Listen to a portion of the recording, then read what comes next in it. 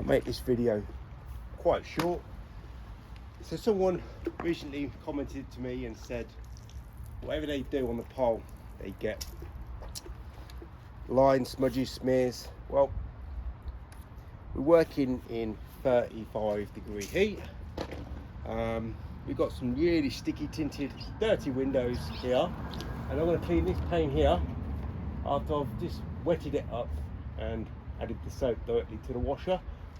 And we're going to see how we can get this window cleaned without having too many mistakes and issues.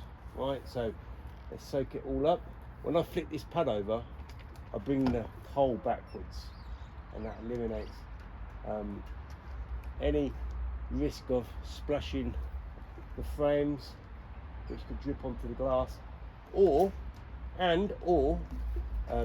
splash any windows that I've currently done, or just mess up the window that I'm currently working on. So really sticky windows, but I've got that saturation still lasting, and I'm just going to close out here. I'm in 10-degree, and because these windows are very problematic, I put my, and thankfully these frames are flat profile. I don't really need a hook. I just need to stand back a bit, and I can do that in this car park that I'm in. So I've got it in a 10-degree here, really sticky dirty windows, and I managed to clean that tooling technique. Zero detail, zero mistake, zero lines, zero aggravation. And how I flick that pad over, it's like this. You see that?